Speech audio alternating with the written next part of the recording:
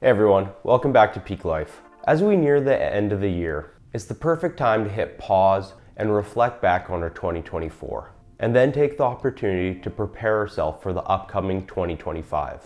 Today I'm going to walk you through the simple yet powerful method that I've used for the past several years for reflecting on the past year, identifying your biggest wins and losses, and of course, planning for an even better future. By the end of this video, you'll have everything that you need and the motivation to close the chapter on 2024 and open the door to your best year yet in 2025. Let's dive in. Reflection is the bridge between where you've been and where you're going.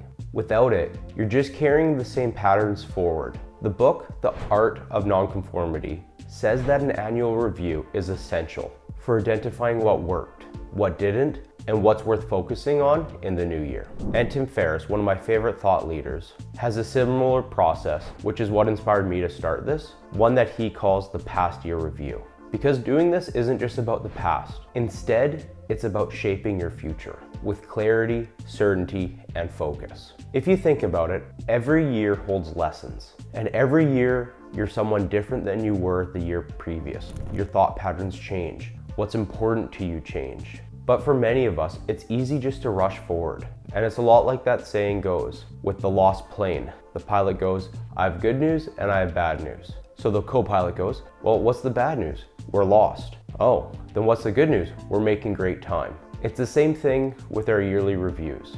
When we fail to pause and reflect, we go forward in a lost direction without certainty of where we're going. But instead, when you take the time to reflect, it gives you clarity and focus. That saves you a lot of time and energy in the long run. Last year, over the Christmas holidays, when I did this, it was incredible. It was so nice to look back and see all the things that I accomplished.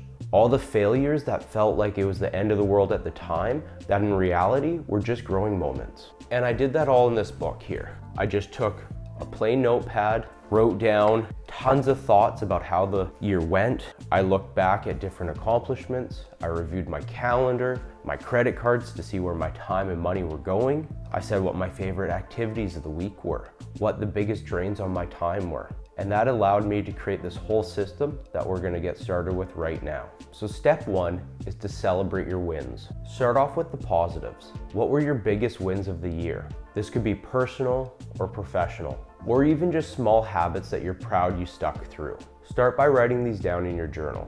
And as mentioned, Tim Ferriss recommends going through your calendar to see where your time was spent, which big trips you had, what events happened. Because we often forget just how much we've accomplished. And celebrating your wins isn't just about feeling good. It's about identifying what's working well so that you can do more of that next year. And these wins don't have to be monumental. They can be smaller things like keeping up a habit, forming a new relationship, or learning a skill like jiu-jitsu or piano. For me, one of the biggest wins of the year is sticking to a consistent workout routine despite a really busy work schedule. Another thing you can do to trigger these memories is by flipping through the photos on your phone. Oftentimes we forget what concert we went to, the dinner with friends that turned out to be one of your favorite events, or something like a race or a competition that you're scared to sign up for, but you did it anyways. What I recommend is go by month.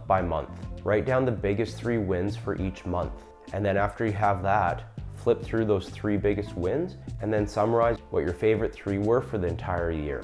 This approach not only helps you see just how much you've accomplished, but it helps allow you to focus in on the biggest things that move the needle. Step 2 is to learn from challenges. You want to have an idea what didn't go as planned. You want to be honest with yourself, but not overly critical. Remember, failure is feedback. One of my favorite concepts from the YouTuber Ali Abdaal's channel is treating mistakes as experiments, because every challenge is an opportunity to grow if you frame it the right way. One thing that I constantly remind myself is that you either win or you learn. And oftentimes the more you learn, the bigger your wins will be later on. And then once you've identified these top challenges, doing the same thing, going month by month, looking at what just did not work, what things really caused you a lot of stress. Well, then take a step back and ask what patterns or habits led to these challenges. And from there, how can you tweak your systems, your schedule, to avoid similar issues next year?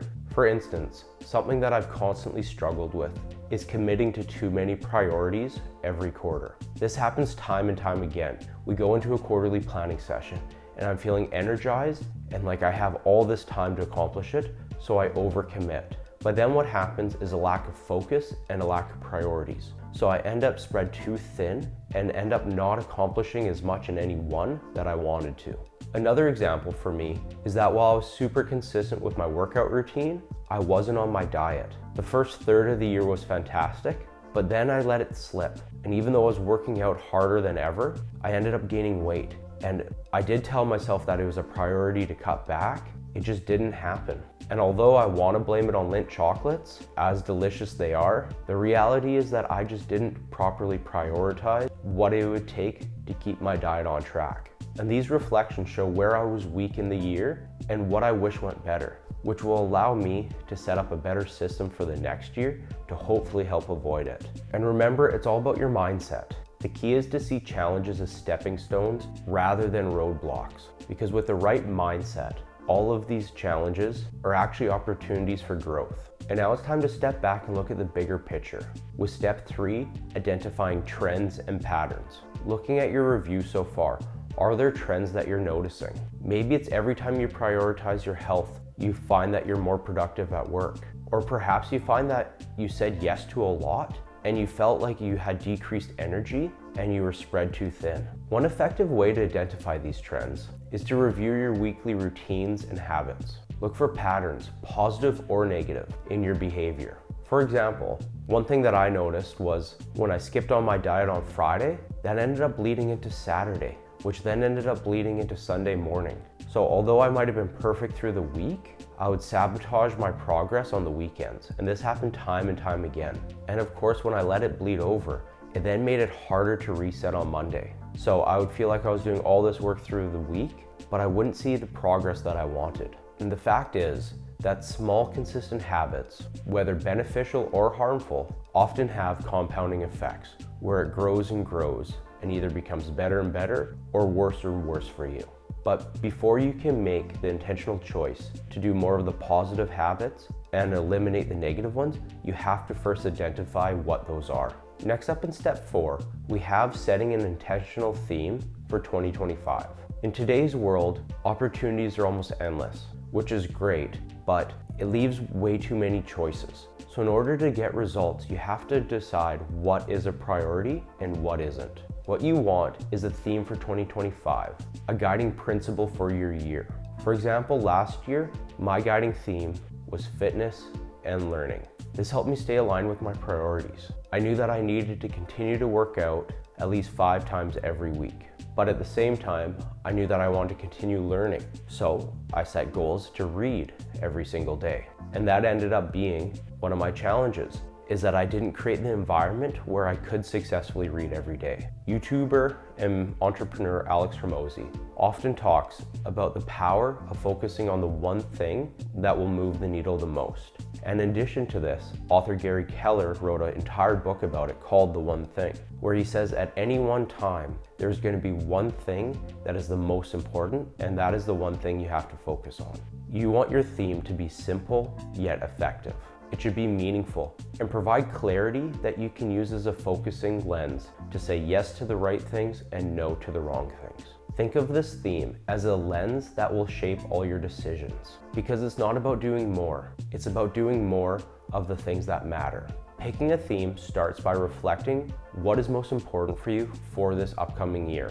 Which area do you want to see the most progress in? As I mentioned, my theme for 2024 was fitness and learning. This helped guide my daily choices, where if I had to choose between doing a workout or going to do something fun, I always made sure I got my workout in first. And like I mentioned, even though it wasn't as successful as I wanted to be, I made sure that I had dedicated time to read almost every day. And now let's recap. Start with your wins, learn from your challenges, identify the patterns, and finally set a theme for the new year. This video is a part of an ongoing video series where I'm going to dive deep into how I plan and execute my best year yet. I want to share everything that I've learned, so hopefully I can help you guys become more motivated and have the tools and knowledge to be successful. This process of a whole year recap only takes about 1 to 2 hours, and yet it's going to be one of the most powerful 1 to 2 hours of your year. And a great example of how powerful setting an intention is can be seen in the video up here that I did about my own version of the fitness challenge 75 hard, which I called 45 medium. For 45 days straight, I stuck perfectly to a diet. I worked out 10 times per week. I read every single day, and a whole bunch of other great habits. So if you want to see how setting intention can help you, check out that video for some motivation.